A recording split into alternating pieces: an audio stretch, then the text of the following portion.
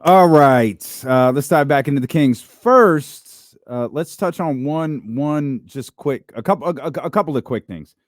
Looks like Bradley Beal is going to debut tonight for the Phoenix Suns Good for him. without Devin Booker. Oh I man, don't mean to laugh because I'm not laughing at injuries. right. But it's This just is that what we thing. talked about. I think he's on one of those. Not that he can't play back to backs, but he can't play like he's got to play one every third game or something. Who, Book No, or just oh.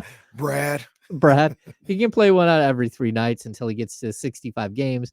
Then he'll play the rest of the season. Man. So yeah, it Welcome looks like to this season, Bradley. well, welcome in. Let's see. We'll get it. We've got a little dose of KD by himself. We got a little dose of KD and Book. Now we'll get a little dose of KD and Brad. Victor Wembanyama debuts at Madison Square Garden tonight. That's always a At the big deal. Mecca, it's going crazy right now. Always Leo. a big deal. Did you see they already? Some Laker fans have already photoshopped Wemby in the Lakers jersey. Oh my God. I'm surprised Knicks fans haven't done it. Speaking of the Lakers sent out clips to the league of LeBron James and the way he's been defended. That was reported by Dave McMenamin. So I know people love to trash LeBron James. In I guess in a way they also love to trash the Los Angeles Lakers. I can't stress this enough. That is very, very normal. Teams sending clips of the way a particular player on their team is defended and obviously in their minds fouled. That's done a lot. I actually think the Kings did it last year with Domantas Sabonis. I think they did it multiple times. Yeah. And it wasn't even about standard fouls. It was about him getting hit in the head. Mm-hmm. It was like, hey, look, we have like 7 different clips over a 2-week period where our guy is literally taking shots to the head, and we need that to stop. Like, we're worried about concussion stuff. We're worried about like him, like again, like the black eye at one point in the season. You're worried about him getting stitches. Yeah. So it's the point is it's completely normal. Yeah. Again, it's the Lakers, it's LeBron, it's Dave McMenamin. They obviously wanted this public, so they let Dave know that they did it. Who, the But Lakers? I'm sure the Yeah. Lakers wanted this public. Why? Yeah. Why would the Lakers want to public? To show that LeBron James isn't getting officiated fairly. It's just like Tell LeBron. when Tell LeBron what? That we sent it out to you. Like I'm confused why these things come out because it never makes anybody look good. No, it doesn't. No, So I think they miscalculated this completely. I think they're trying to get a message to the league, like, hey, look at how poorly like LeBron is being officiated, and they want that public. That way, That's crazy because that does nothing positive for publicly to put that out there. Yeah, but there's nothing positive. You just all you're doing is adding scrutiny and making LeBron and yourself look like complainers. But no one the Lakers aren't going to care about them complaining. The Lakers aren't going to compare. The Lakers don't care what you say about them. If the officials who have already acknowledged they lose sleep when LeBron James doesn't get the foul call, if they see this, they hear this, now they're getting it from the league. Now it's in the media. Yeah, there's an effect to that. It's the Michael Jordan. I believe you, Mike. Sorry, I missed it, Mike. Sorry. That's what this is. I understand it, but and I guess breaking it down that way it's a little different. But you're already accomplishing that by talking to the league. You need that outside pressure. Yeah, that's all it is. Is outside pressure. Like you hope you're accomplishing what you're trying to by going to the league, but if we have the referees under a little bit more scrutiny and we're at the crypto.com and LeBron gets hit and it takes 1 Mississippi, 2 Mississippi, 3 whistle because the crowd starts to boo. Okay, maybe we're getting somewhere. Watch out next one. Okay, so I'm going to start here. Like in 2019-20, LeBron on the Lakers, 5.7 free throw attempts per game. 2020-21, 5.7. 6 the next year, 5.9 last year. This year, he's all the way down to 5.7 free throw attempts per game. Oh, my. The same exact thing he always has. LeBron James is 5th all-time in free throw attempts at 11,040 for his career. This dude goes to the line all the time. And I'll say this, as he's gotten older, he's become easier and easier to call. Like there was a point where it's nearly impossible to call every single foul that happens to LeBron James. He's so physical. He's so fast. It happens so quick, and he's slamming into people, and you don't know if you should make a call or not. And he got a whistle for years because they erred on the side of caution because he's LeBron James. It's become easier because while his numbers look the same, he is not the same. He does not attack the same way. He's still incredible. I'm not taking anything. I mean, the dude's averaging what, 25.7, like 8.5 rebounds, 6 assists, like whatever he's doing right now. He's incredible still, but he's become easier to defend. And he's become easier for an official to look at the play and at least come to some conclusion. Where before it's like, how do you judge this guy? He literally is a NFL defensive lineman at 6'8", running down the court at full speed and dunking on everyone. How do you call it? And so, like at this point, like the fact that he's right there at 5.7, which is where he's been in like 3 of the last 6 years. Okay, that's good. That's where he should be. Yeah, I hadn't seen anything. I haven't really paid attention like the Lakers probably would, but I didn't feel like he was being officiated any differently or getting any less calls than he normally does, or more calls than he normally does. I think what was the game the other night? The Miami game. I think that game was officiated in a way that really kind of set them. I don't know that this is a season-long thing. They might try to paint it as a season-long thing. Off 6 games, but I think there was something in that Miami game that really got under LeBron's skin and got under the Lakers' skin, and that prompted this. Again, I don't know if it's season stuff that's accumulated, but the conversation was very, very loud after the Miami game, and then of course that's when the letters in the video went out. James Hammond, the Insiders, in here with us. The Insiders, of course, brought to you by Jiffy Lube, 10 to 12 here on ESPN 1320, and, of course, across our streaming platforms, YouTube, Twitch, Facebook, and that formerly known as Twitter. Kings back home, 3-game homestand, beginning tonight, Hammer, against the Portland Trail Blazers. I asked KC this. I asked him in a different way, so feel free to elaborate, because I asked about a specific player. James, I'm going to ask this as a question. Do you think a change needs to be made in the starting lineup? I mean, I think the question is, how long is De'Aaron Fox going to be out? Because what kind of damage are you going to do by making a change? What kind of positivity are you going to do by making a change? Like, if it's one game and then he's back on Friday, that's one thing. If you think he's not going to play till Sunday, or you think he's not going to play until sometime next week, then yeah, go ahead and make a change. If you think it's just tonight and that you've had conversations to direct players and those conversations you believe have struck a chord, then I think pulling the trigger and dumping a guy out of the starting lineup right now, like, really does look like you're just pointing fingers at somebody. And I think they did this early in camp, and I think it proved to be an absolute disaster. Like, whatever, I agree.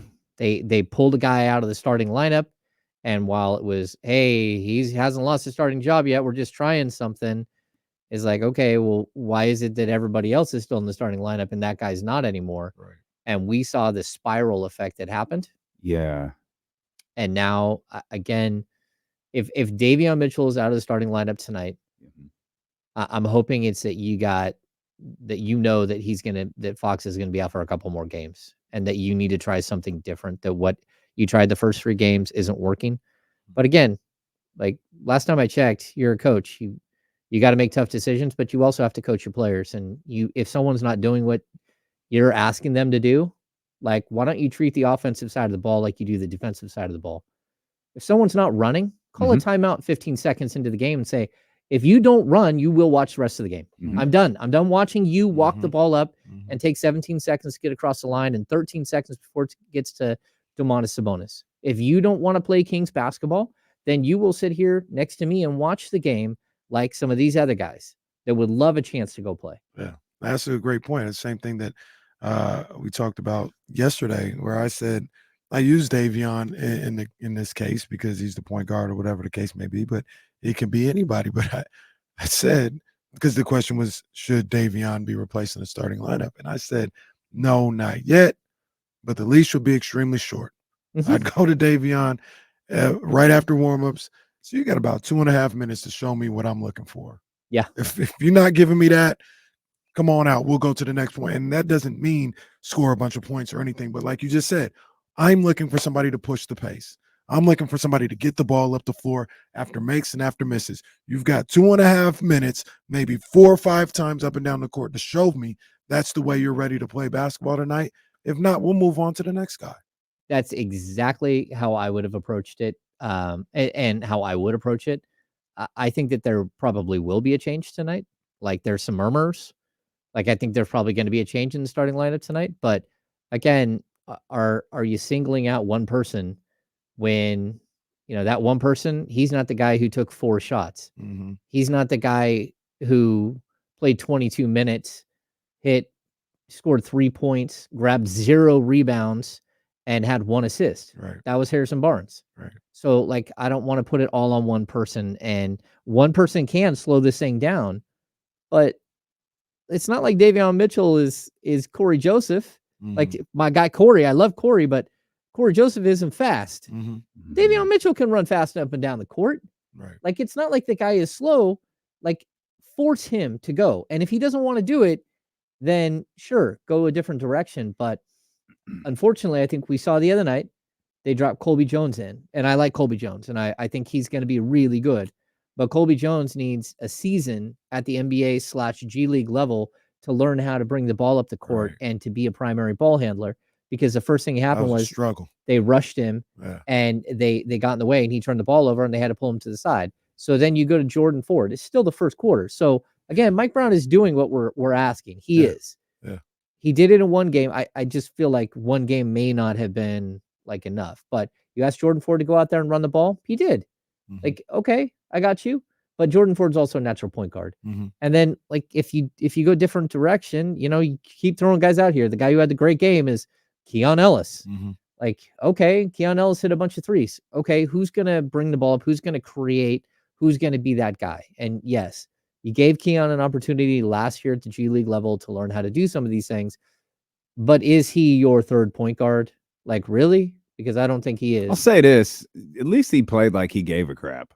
Oh, I totally agree. Like, I mean, I don't, as much as we want to believe that's how, guys in the NBA are rewarded, we all know that that's not the case.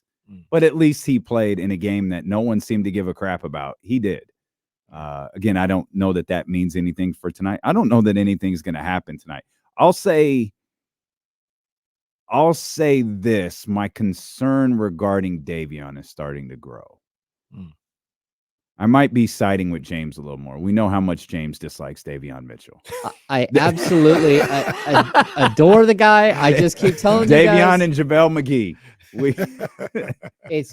James doesn't find our jokes nearly as funny as we do. I know. We're taking a guy and you're just trying to whittle little bits off of him, and so you can fit that square peg. I'm starting to see things your way a little bit more. And it's not that I think he's going to go on and have like a very good NBA career, and I think he can be a starter. It's just the thought process to play in this style of offense is different for him. And when you've spent your entire life playing the game one certain way, and they want you to play totally different, and you're out there, you think you're doing it, but like you're not. Mm-hmm. It's hard. Like, and in Davion's defense, like the other 14 guys on the roster have the same exact problem on the defensive end that he's having on the offensive end. He goes out there and plays defense. He's like, why are we so bad? I don't understand. It's like, well, because the rest of the team, they don't play defense like you, bro. Yeah. So I get like there's this disconnect here where, hey, this team needs to play better defensively without any question. They need to play better defensively. But Davion is one of those guys that like stands up and does it. Davion needs to be better offensively. Yeah. He's got to figure out how to do it. And it's not about shooting shots. I told you guys so many times, I don't care what his 3-point percentage is. I don't. Look like you fit in with everyone else. Because if you can't, you're going to mess everything up. Yeah, the thing that I just don't understand about Davion, it's completely different between college and the NBA. But he was a guy that when Baylor would get turnovers or missed shots and get rebounds, he's pushing the ball up the floor. He's getting up the floor. It wasn't like he played for Virginia, and they're walking it up. Like, he was getting up and down the floor, finding the open guys and things of that nature. He's played that type of way, and it feels like some of that would suit his style to get up and down the floor that way. So I don't know where the disconnect is with him. I don't know why he can't get a grasp consistently on how he should be playing offensively with this team. I don't understand it. Well, and in fairness, we're 6 games into a season. Like, yeah, that is fair. I just think we're constantly talking about finding the right role for Davion. And when De'Aaron was here, Davion wasn't getting a lot of minutes. And I was like, well, Mike's got to fix that because Davion can be valuable. Now, De'Aaron's not here, and Davion's getting a ton of minutes. And it's like, yo, you're not doing it. Where's the guy? Like, Davion's capable of running the offense in a similar way to De'Aaron. Maybe he's not a threat to finish at the basket. Maybe he's not a threat for that mid-range jumper the same way that De'Aaron is in terms of what he does offensively. But in terms of how quick he is, how he can move, how he can draw defenders, he can absolutely do that. We've all seen it. But he didn't do it for 3 straight games. And so it's like we all expected to see something. I think we were all like, okay, De'Aaron's out. All right. And I think we even talked about this, that starting with the Warriors.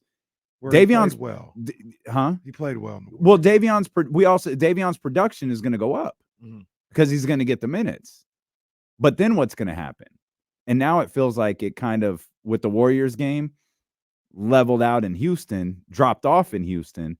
And now I feel, based on that sound we heard from Domas earlier, from Sean Cunningham, and in this conversation we're hearing about Davion, that Houston trip seemed to have rubbed everybody in the building the wrong way. 100%. That's what I was just about to say. It really feels like, and Saturday they just played well. Monday, if Monday was like a different lost by 7, 108, 101, I don't think we're having none of these discussions. I don't think Domas is saying Monday was so nasty. We hadn't seen this team play and have a performance like Monday in like a year and a half. Since a year before. And that was like, no. Yeah. Hell no. That's like We puke ain't game doing stuff. this. Exactly. It is. It's like puke game. It's like Luke Walton's last game. But they had a bunch of games that season. Like, I think we're triggered. Because as someone who's covered the team forever and seen so many of those games, as fans who are out there who have watched this team play, and you wanted one season to wash away 16, but that's never going to be the way it is. You're always going to, until they prove that this is who they are, you're always going to have it in the back of your mind that, man, they just look like the 2019 Sacramento Kings. They look like the 2021 Sacramento Kings, where they showed up to a game and got their ass kicked, and they look like they didn't care. And that's something that, like, as someone who, like, if there are fans here, like, getting into the lower bowl for Friday, the best price I could get my son was $108. Like, fans are paying like huge amounts of money to go to tonight's game, to go to Friday's game. This is not, a $20 or $30 or $40 ticket. You're dropping major money to go see this team play right now. And if they look like the team that played 6 years ago or 3 years ago or 5 years ago, that's not what I'm paying for. And so I think a lot of fans are triggered by watching a lackluster, like, and it wasn't just one guy. I call out Harrison Barnes for having 0 rebounds in 22 minutes. I watched Malik Monk go out there and foul 3 people Like boom, boom, boom, get me out of here. I'm good.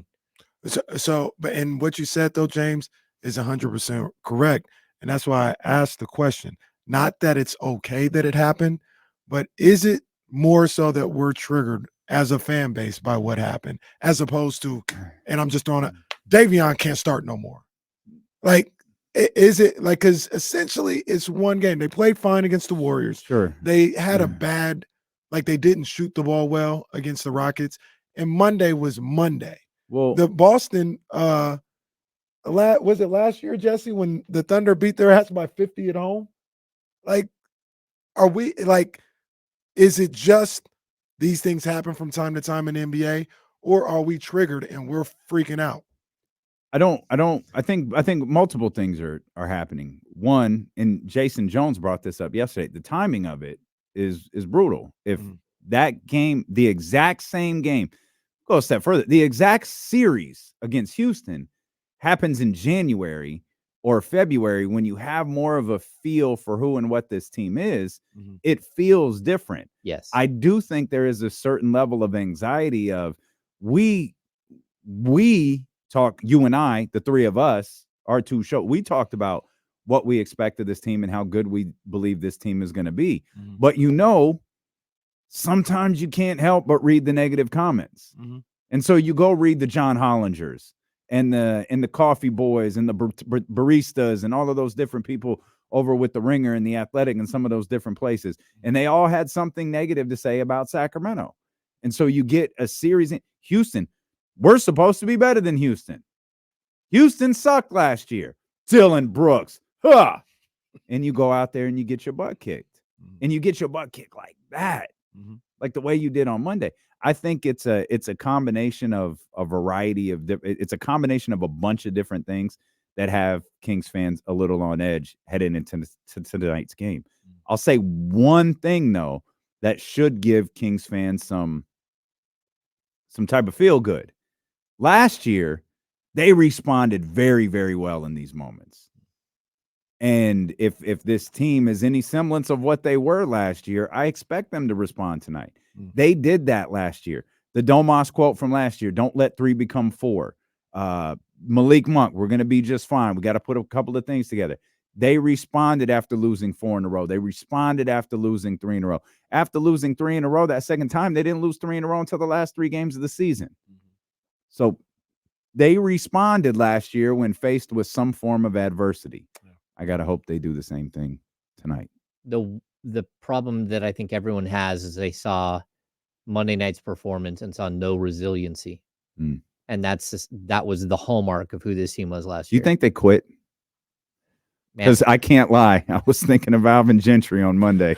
I was like, oh, God, if Mike Brown goes to that podium and talks about quitting, oh, we got a problem. Yeah. Because they quit. They quit. I was stunned. They quit.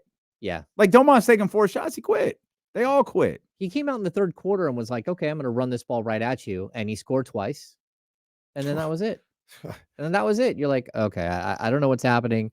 But, like, look, if they won one of those games, they're 3-3. And we're not even really having this panic moment. They had one slip up against Houston.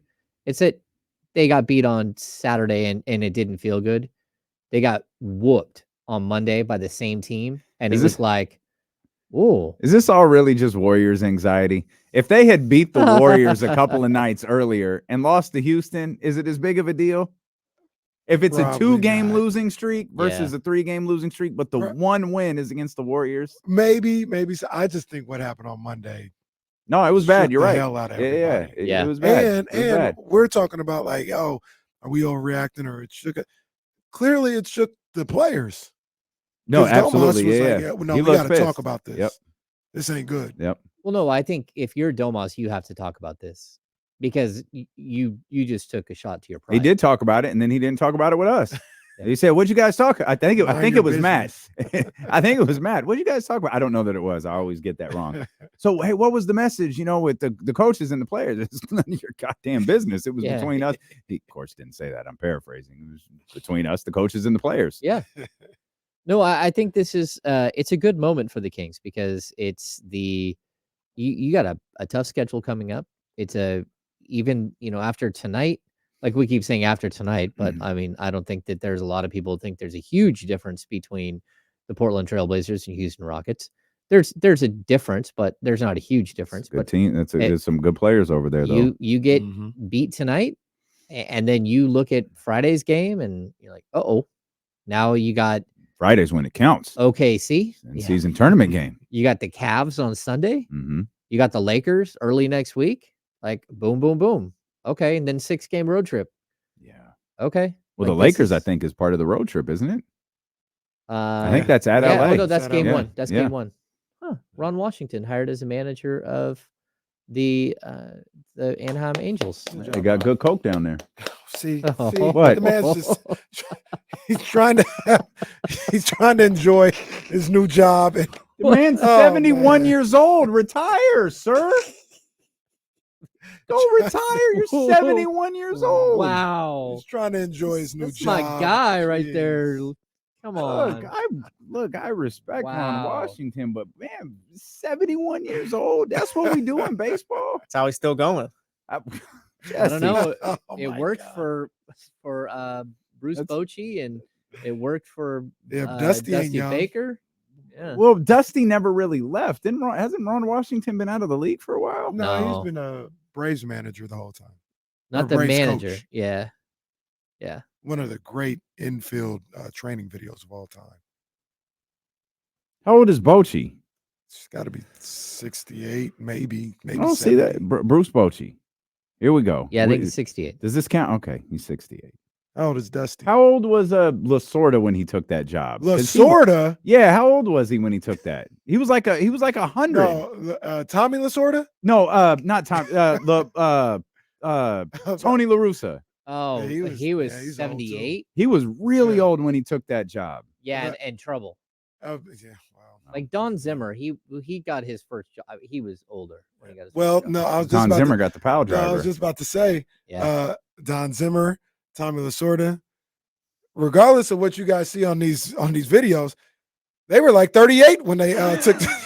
Yeah, LaRussa was That's 76 crazy. when the White Sox hired him the second time. The first time they hired him, he was 36, and that was 1979. Oh my god. Man. Yeah. Come on, Tommy man. Lasorda, you look at him like, Can you imagine? he had to have been 67 when he took that job. Actually, he was 29. Who was the video you posted? Was it Buck Showalter? Sparky and Sparky Anderson. Oh my Sparky Anderson looked that was 80 when he was wild. like 42. God, that was wild. He never aged at all, except he's like Benjamin Button. Like he looked old when he came in the league as a manager, and he looked old the whole time. I'll hit you with a reference. James might get this one. Remember Of course you do, because remember when Earthquake, the wrestler, Earthquake yeah. squashed Hulk Hogan Yeah. and Damien and that everything. that was when he squashed Damien. I said, That was "Yo, cold. he's You doing know too how old much." Earthquake was back in like 89? He was Oh, like 28 years old. come on, man. Bro, he looked like he was at least 45. He was bald. Bro was like 28 years old. Come on. Could you imagine being in the club running into that dude? Nah, bro. Nah, I can't do This dude was 28 years old. You know who was like that in the NBA? Chris Kaman. Chris Kaman looked 40. He had to Like take a 20 nap that one game. You remember? It was him on the bench by himself, and he just laid down. Oh, I across the remember bench. that. man. Yeah. That game, the Lakers played with 6 players. Imagine Greg Popovich getting his first chance, becoming a head coach like today, getting like named to a new team today. These guys be winning though. Dusty, Dusty, Bochy. You gotta How be old's winning. Dusty? 73. yeah, Mike Oh, D'Antoni. okay. He tried to come I back guess at that's like just a Yeah, he's not baseball very thing. young. 67, Well, 68. Well, tried. Wow. Well, also, I mean, now it's Hey, different because congrats to Ron Washington. it's I different guess. because he's been there, but Bill Belichick ain't young. Hmm. No, we just looked this up. What was he? 60? Thought he was close to 70. Pete Carroll's 70. No, but but Pete Carroll's he's a youthful 70. Yeah, he's the reverse of Lasorda and Sparky. Pete Yeah, Carroll he look about absolutely is. 55. Yeah, Pete Carroll looked like he does today when he was the Jets coach earlier. That video we watched. Belichick is 71, Pete's 72. Bill 71. Yeah, and Pete's 72. Are you sure, Bill? I just looked at it right now. Because we were trying to figure out when he would Bill 70 something. him and Andy Reid Wow. for the most wins. Oh, Andy Reid is the one in his 60s. That's what it was. And then once All right. again, it's these. The reason why I thought about this too is because these college coaches, they had like, it was like Bob Larinaga is like 73, Patino's like 71, Leonard Hamilton in Florida State is like 71. He looks great. You know what? That actually. See, He now looks we're great. going down this rabbit hole. How old is that reminded How me old of Rabbit hole. is Gino? Gino's 69. How old is Kim Mulkey? Well, Kim Mulkey 61. And according to Twitter, That was the wildest statement according of to all Twitter, time. Kim can I mean, hang. I'm just looking at like a Spark. This is a 1972 Sparky Anderson card. Come on, man. Just so you Come know, on, get that in the camera, man. Hold on, just so come you know, on, man. this is a 1978. I mean, Come on, this is Sparky. 1972. That's crazy. You know how old he is? He's 38. Come on. Come on, man. That's What is insane. Sparky? Spikey grew up on cigarettes and beer as soon as he was 18, probably. Goodness gracious. What in the world?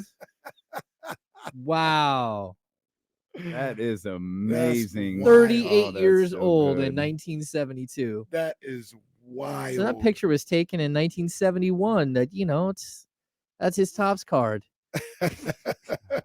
Boy, that derailed us a little bit. It did. We got derailed. James Wow. makes an innocent comment about Ron Washington and just, well, Mike Brown's 53 years old. And then Let's we bring just- it back home. We just ageism the living heck out of this thing. Just like through all Nah, these it's guys. just amazing. I feel like baseball, like Bill Belichick's been there. Like he's the longest tenured coach in the league. Like Pete Carroll's the second longest tenured coach in the league. Like that, I understand. You hired Ron Washington today. Well, Like that's what you hired Ron Washington today. yeah. All right, Good for that's Ron. fine. All right. Hey, I think what's his name isn't that young either. What's his name? Joe Madden. Joe Madden yeah, might Joe be mid-60s.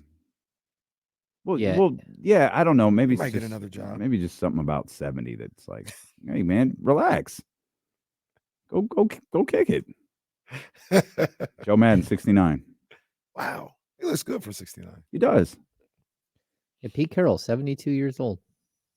All right. Would you like us? Anybody got a coach you want us to look up? We're happy to. No, How old is Doc Rivers? He's in his 60s. I think he's 62, 63. 62, and I may be somebody that gets hired when he's 70. He's you know? 62. That voice is 90, though. You seen the video of him like when he was an analyst for TNT and he didn't talk like that? See, Oh, I don't we know. watched that. I don't Yeah, know we watched Doc that a Rivers while ago. without the voice. I only know Doc with the voice. He was like, "Yeah, Vern, we're gonna have a good game here today." And I think, who are you? Give me the raspy voice. Let's get Ramsey here real quick before we get back to business because I'm sure Ramsey wants to talk about baseball or I don't know, Kim Mulkey. What's up, Ramsey? Not too much. No, I was just feeding about Ron Washington. This isn't his first managerial stint. No. I Just tried to getting clean that hired, up real that's quick. I meant just hiring him Yeah. right now. Yeah, I know Ron's been a coach for a long time, a manager, excuse me, for a long time. Yeah, I'm even talking about, no, this is the second time he's actually managed a team. Before he was with the infield. But no, he managed the Rangers from 2007, 2014, they took him to the World Series twice.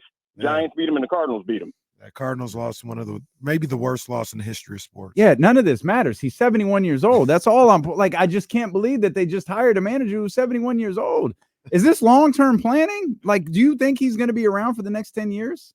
Well, no, he might be around the next 5 years. Though. How long did Tony make it? Like 2?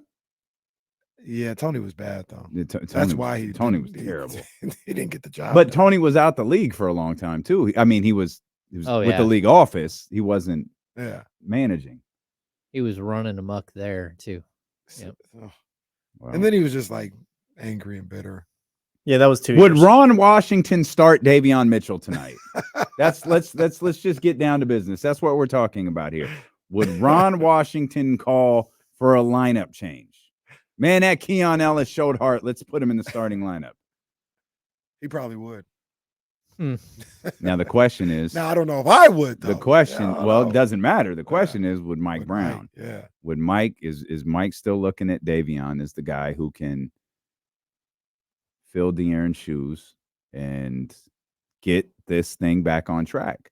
I think there's probably a couple of different things to discuss. We talk like the old dieting. I used the dieting analogy a couple of days ago, where you like talk to trainers or dietitians, and like you're dieting and you stall and you stop losing weight, and they'll say, okay, just change one thing. Don't change 10 because you need to figure out what works. Change one thing, go with it for a couple of days, see if it works. If it doesn't, change another thing, go with it for a couple of days, see if it works. We heard Domas earlier talking about, we had it. We had a discussion. We had some difficult discussions with players, with coaches, with everybody involved. Is that enough to get this team back on track tonight? And more importantly, does Mike feel like it's enough to get this team back on track tonight? Or does there need to be some sort of change? And obviously, none of us know the answer to that. Well, that and I just have a tough time pushing the panic button right now. If De'Aaron Fox is back on Friday, if he's back on Friday, but is it so? Just elaborate a little bit. Making a lineup change today, is a panic move. Well, I mean, it just depends on where you go. Like, if you think let's say it's Davion and not Kevin Huerter. Because it feels like if it's Kevin Huerter, that's a problem I feel like that is a bigger issue that lingers when De'Aaron comes back, because you've made a lineup change moving forward. Oh, no, I agree with you. If you make a Davion Mitchell lineup change, that's a lineup change until De'Aaron comes back. It doesn't matter if it's Keon, Colby, or Kenny. Like, De'Aaron is starting when De'Aaron is ready to play. Yeah, totally. And that's where I'm like, hey, look, is it possible you just need to like direct traffic here? And if it's not working, again, call a timeout 3 minutes into the game. Call a timeout 2 minutes into the game. Make a change then. Like, hey, this isn't working. You're not doing what I'm asking you to do. Because it's not that you're asking Davion Mitchell to score 31 points like De'Aaron Fox did. You're asking him to get the ball into the offense quicker. If you can't do that, that's like rudimentary basketball. Like, if you can't speed it up and look ahead and get the ball moving, then I can't deal with you. I mean, that's it. So that makes sense to me. But if not, I mean, like, who's bringing the ball up in the starting lineup? Who's creating in the starting lineup? Like, you can run the ball through Domas all you want. I feel like they tried to have Domas do it a lot on Monday. But he had 4 shots. No, I know. Yeah. I know. I think that was part of the reason why. Look, and the other thing about this is Davion, poor Davion to a certain degree. He may be paying for, didn't want to use this word, but he may be paying for the sins of Domas not playing well. Harrison being disappointing and disappearing. Huerter and Murray not being able to make a shot. Huerter played better on Monday at the start of the game. But, I mean, he may be paying for these other 4 guys absolutely not stepping up whatsoever when Fox has been out. Which is why it might be the right move to change one thing and not change multiple things. Not change the starting lineup, but change whatever Domas was talking about, do that. And then see if everyone responds, cool, you're in business. Right. If not, then you have an issue you've got to deal with. Well, not only that, but I'm going to add this too. Like, if you're on the court with Davion Mitchell and he's not doing something that the coaches are asking, as a leader, as a Domantas Sabonis, as a Harrison Barnes, it is your job to be a leader and pull him aside and say, look, man, you have got to pick it up now. If you're not going to pick it up, we're going to get destroyed. It is up to you. You have got to do it now. So, like, there has to be accountability built in that goes beyond Mike Brown and his coaching staff. Like, self-regulation is the best regulation. You need players to be able to talk to each other. And I got to be honest, I didn't see it. Like, they didn't make changes on the court. They didn't say, hey, like, free throw. Somebody, I mean, because the Rockets went to the free throw line a bunch. Let's huddle up for 20 seconds. Let's have this tough discussion right now, right here, in front of everybody, and let's play better right now. You didn't see it. You didn't see it happen. So, again, accountability, yeah, maybe there's one player who's not moving at the same speed everyone else is, but those other players are equally guilty of not calling it out in the moment and saying, hey, look, it's time for us to be better. This is not who we are. We need to move now. Didn't happen. It flat out did not happen on Monday. We'll come back. We'll talk a lot more about the Sacramento Kings as they look to snap this 3-game losing streak, taking on the Portland Trailblazers tonight at the Golden One Center. Steelo and KC, along with the insider James Ham here on Sacramento Sports Leader ESPN 1320. You see the warning shot the Michigan sent to the Big Ten? No. They told them tread lightly. Oh boy. They said tread lightly. Nino Brown their asses. They said tread. They said tread lightly because we'll get into it if you want. Yeah, told them to shut the hell up. Yeah, damn it. Yeah, I just sent in the group text right now, the screenshot. This whole thing is a lot bigger than Michigan. If we're going down, there's a whole lot of people going down around us. That's exactly what the statement basically says. Well, it sounds like everybody's been cheating. They said, I saw the report earlier this morning that Ohio State and somebody else gave Purdue the signals for Michigan before the Big Ten championship game. See, and now you snitch. Now we're all in trouble. And look, and the crazy thing, if that's really true, if that really happened, it's crazy that the Purdue coach came out talking. Yeah, if everyone was cheating, then you know what? I'm on Michigan's side with all of this. Everyone else is snitches.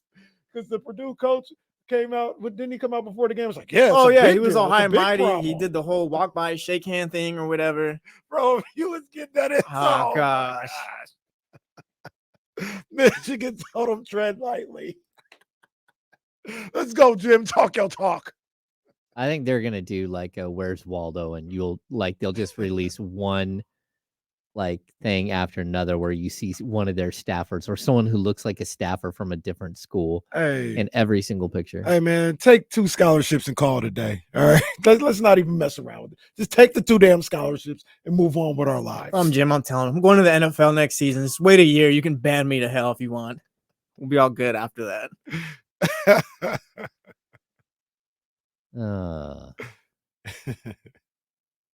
Aaron, you ask, why does Davion allow himself to get screened?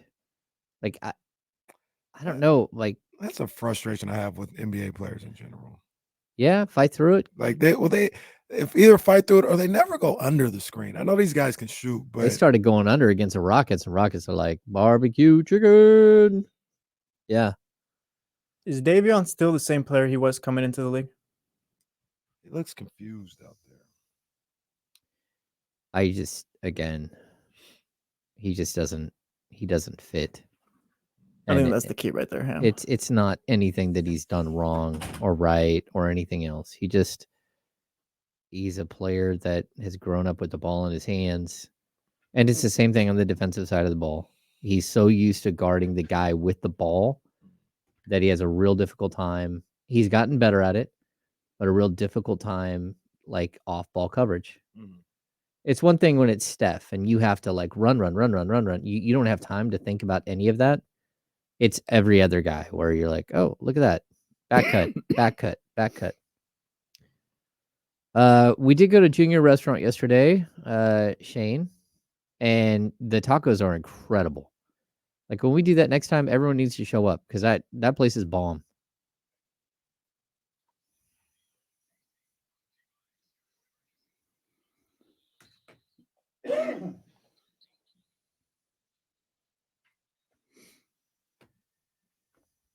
All right. I want to just it's intense around here. It's intense. We ain't playing. Okay. Michigan got me turned up now. Yeah? Yeah. Because he told the Big Ten. Who's he? The Michigan president. Okay. Tread lightly. Yeah, I think a ruling. Be cautious. It wasn't the khakis that told him? I hope it was, Jim. I hate that school. I hope they're gonna win, bro. They're gonna come out of this on top. Oh, I know. So I know. You didn't hear me and Jesse talking about it. So the report is I thought there was supposed to be a ruling today. There might be, and they probably nothing here. Yeah. Here, matter of fact, take 3 scholarships and just go. But the latest report was Ohio State, and I forgot the other team. Rutgers. Rutgers gave Purdue the signals before the Big Ten championship game. I told Jesse, ain't that the same coach that came out a week ago and was like, "Yeah, this is a big deal." Bro, you Gave him the passive aggressive handshake at the end. Yeah, that was funny. Yo, you have all this heat. You took the stuff. Yo, man, come on, man. Purdue out here like Sammy Sosa. If they're all Stop. if they're Like all cheating, Rafael Romero. Get out of here. if they're all cheating, it comes off as jealousy. It is essential that the Big Ten Conference not take any disciplinary action against the University of Michigan until the final results of its own, or more appropriately, the NCAA investigation, are officially announced. I need Dr. David. They're investigating themselves. Get your ass out of here with that. Dr. David, I need a Photoshop of Nino Brown's body in the courtroom with Jim Harbaugh's face over Nino Brown. Don't play with us. I didn't know I needed that, but it turns out I do. Don't play with us. It turns out I need that. God, Michigan's so cool now. Recruiting admissions is going up. This generation's crazy, bro. I tell you. The most likely penalties, including any suspension, would focus on Coach Jim Harbaugh and not the players. Yeah. Like I said, take your 5 scholarships and leave us alone. Let's go. Let's move on. We got a championship to win. By the way, little Jimmy over there, we've got your tickets ready to go to Maryland. Yeah. We got your tickets ready. They're going to be at the front office. Just go ahead. You're good. Goodness gracious, man. They just won't even hide it at this point. Chaos. All right. What is Mike Michigan? Brown send Yeah. send somebody to OKC tonight? Would Jim Harbaugh start Davion Mitchell? But let's be clear. I feel like we're getting off too many jokes. I really like Davion Mitchell.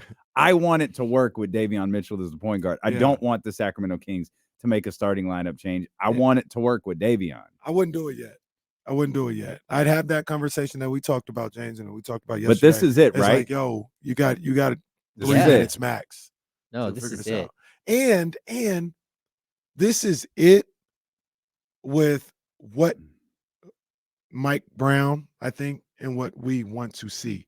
That doesn't mean you lose tonight. Davion's got to be out of the starting lineup. Mm-hmm. If he does what Mike Brown's asking him to do and he plays at a higher level, and say the Kings lose tonight, then all right, then there's some other things we got. You got to be able to but we say know that's that. not on Davion. Exactly. Well, that and Exactly. like you also have to what's the damage that you're gonna do here? Like at the end of the day, like So you've said that a couple of times. So I agree with him. Yeah. well, let's elaborate further. You pulled the trigger on taking Davion out of this lineup. Like we're probably talking about Davion come February. oh, Is that where we're at? I think that's probably like February or December 15th. Obviously, alluding to Right. the trade deadline. We're Yeah. talking about Davion Mitchell not having a fit on this squad Right. anymore. And to James' point, though, if you think De'Aaron's coming back on Monday, the potential ripple effect isn't worth it. Just keep Davion there because, like I said, you don't want to lose him. Period. You still need him. Even if he When- plays poorly tonight? Yeah, you still gonna need him. But here's the You question: need him. If De'Aaron Fox is back, is Davion Mitchell just your backup point guard again? He should be. They don't have another point guard. No, I- Kobe Jones is not ready to be a backup point guard in this league. Okay. And I don't even think that's who he is as a ball player. I think he's a wing guy. And throwing him into a point guard role, I don't think that's the best use of Kobe Jones. But my response to that would be your second team point guard is probably Malik Monk either way. Mhm. So can you make a change there? So that's what I'm saying. Is this it for him? Like, as if he's not a starter, where does he fit into the grand scheme? And if the I think it's a answer fair is question. he doesn't fit anywhere, then that's a different discussion. That is a discussion.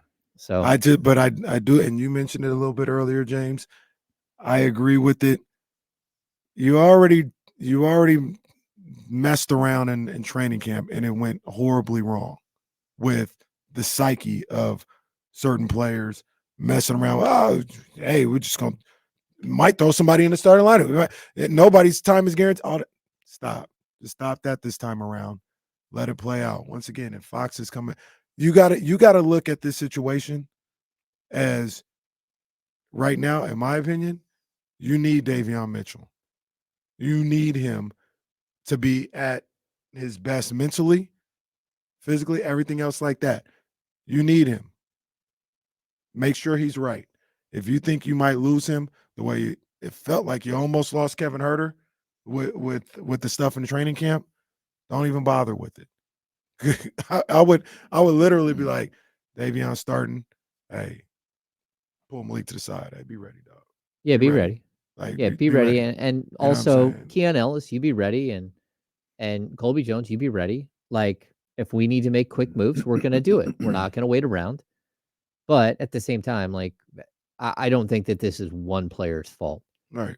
Like, that's what I just keep coming back to. Like, again, and I don't know if Davion's a long-term fit for this team or not, but it doesn't change the fact that, like, we're not only 6 games into the season, but 3 games into De'Aaron Fox being out. Mhm. This is game 4. Like, the first one went perfectly fine. You got beat by one of the greatest shooters the game has ever seen with 0.2 of a second left. The next 2 are inexcusable, but inexcusable for 15 players, not for one guy. Right. And again, accountability is a big deal. Like, hold one of your teammates accountable in the moment so you don't have that issue just playing out again and again and again. Like, it's a plenty of time to say, hey, we need to speed this up now. Mm-hmm. Or just take the ball from the inbounds and run it up yourself. Like, okay. Yeah. That's what everyone on this team is allowed to do, that, except for maybe Alex Len and JaVale McGee. And I think JaVale would do it either way. Well, he would. Yeah, I saw him definitely- hoist that 3. I saw him carry the ball to the midcourt. I know what you're doing. You're being passive aggressive here. Stop it. Stop it. Make it rain. Leave JaVale alone. I think it would be I think it would be an overreaction to take Davion out of the starting lineup. I agree. I agree. I wonder, man, this is maybe this is a reach. If you're taking Davion out of the starting lineup, I feel like there might be a bigger issue. Like, if you can really point to what happened in Houston and say that's on Davion Mitchell, I feel like there's a bigger issue. Because we questioned Davion. Hey, Mike, you gotta find something for Davion in the first 3 games. He didn't. Go back to last year. There were a lot of numbers Davion had shooting, all that stuff that were up. Percentages, all that stuff was up. His minutes per game were way, way down. Mm-hmm. It feels like, as much as we thought it was a match made in heaven, that Davion and Mike, it feels like they've struggled a little bit to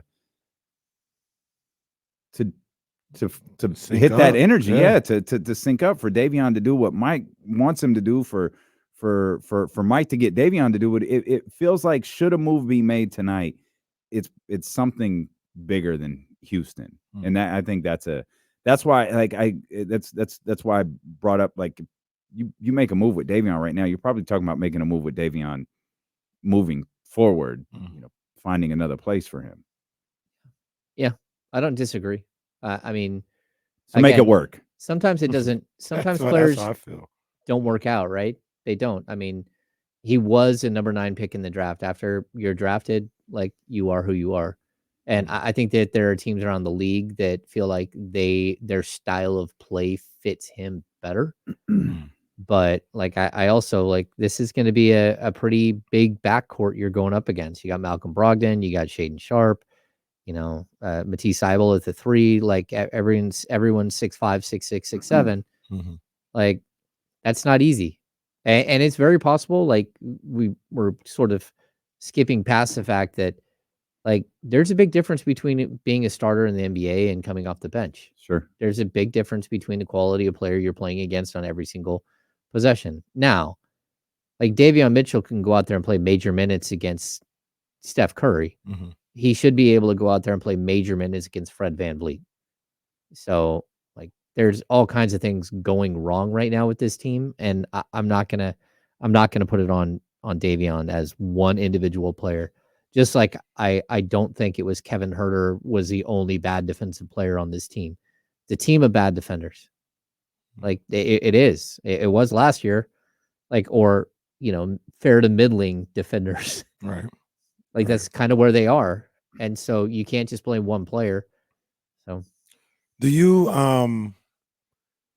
Do you think that we started off talking about how Domas possibly wasn't happy with how the offense was going? Do you think he's the one that's been affected the most by whatever change might have been happening?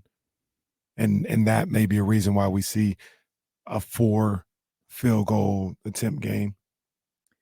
I think the 4 field goal attempt game, number one, he can't allow that to happen, right? So he still has to go and decide ways to get that up to like 10, 12 a game, even in this situation. But the gravitational pull that is De'Aaron Fox is so great that it really does space the floor and open everything up for Domas. And the fact that, your shooters aren't shooting well, that also, like, all of these things, they do one thing in particular. So if your 3-point shooters aren't shooting well, then the defense can shrink up closer to Domantas Sabonis. If De'Aaron Fox isn't in the game, then defenders can shrink even closer to Domantas Sabonis. And so, like, yeah, Domantas Sabonis is out there in rush hour traffic trying to, with like a whistle and flags, trying to like move everybody around, but no one's listening. Like, it's just, there's too much congestion for him to do anything. And so I feel for him because like it makes him look bad right now.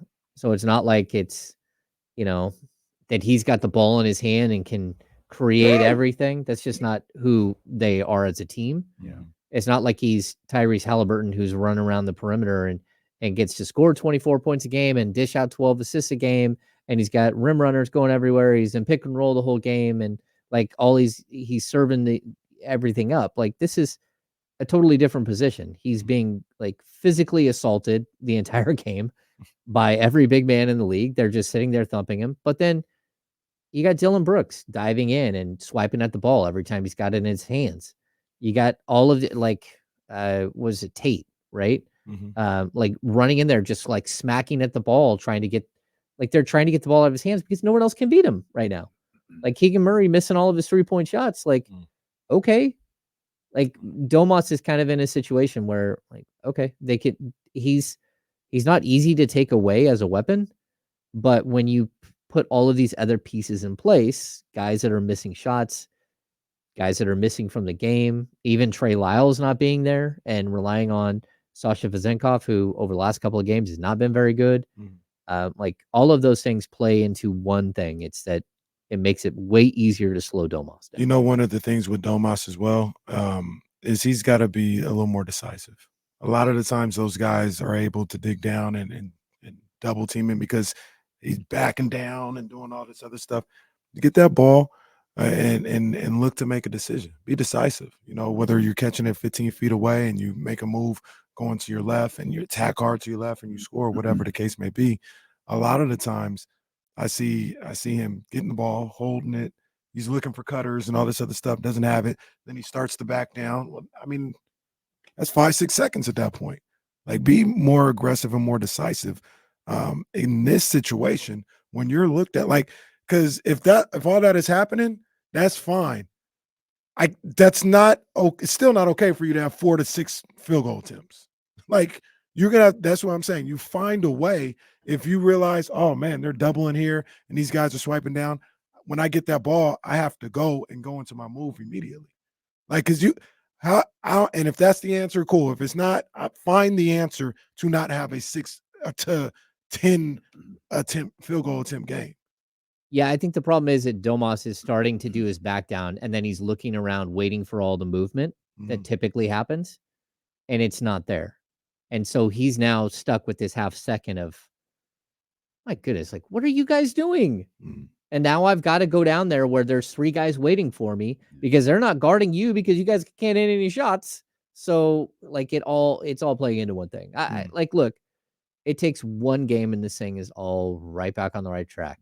That's what I'll keep saying because I really do believe that, like, they're not that far away. It's something is wrong within their system that they can fix. Let's go with that for a second because I asked Casey something like this earlier. You one win fixes everything. What if it's 101 to 95? And they lose? They win. They win. They score 101 points and win. Oh, that's fine. Yeah. No, it is. Like Okay. you want them to just get through it until Fox is back. Okay. And then fair. hope that he survives the next 75 games without missing one. That's it. Well, that's man. Okay, De'Aaron, all the pressure in the world is on you. Come on back. No. Once again, De'Aaron, the entire hopes of the city hinge on your ankles, your wrist, your everything. But he if he was here, he would be supporting the entire franchise until the other pieces started firing again. And eventually they will. Like Kevin Huerter is too good of a shooter. Keegan Murray is too good of a shooter. Like I was listening to the telecast and I thought Katie said the perfect word. Like Keegan is drifting on all of his shots. We noticed that on Monday. He shot like he wasn't like facing the basket. He's not squaring his hips or his shoulders to the basket, and he's doing it within the shot, and he's sliding around like in midair trying to square up. Like all of it's very strange, and it doesn't make any sense. And you're like, hey, what's going on here? And then Kyle's like, when was the last time Keegan Murray got like a clean look with his feet planted? Next play, clean look, feet planted, nothing but net. You're like, okay, see, again, there is a problem with what's happening with the offense. It's not just one player's issue. And it's not just that Keegan Murray is missing shots and whether those shots are more open or not. Like how far a defender is away from him is what we're talking about, whether he's open. But that doesn't mean that he's getting the same quality of shot, that he has the same amount of space, that he doesn't feel like he's rushed because of the way he's coming off a screen or whatever.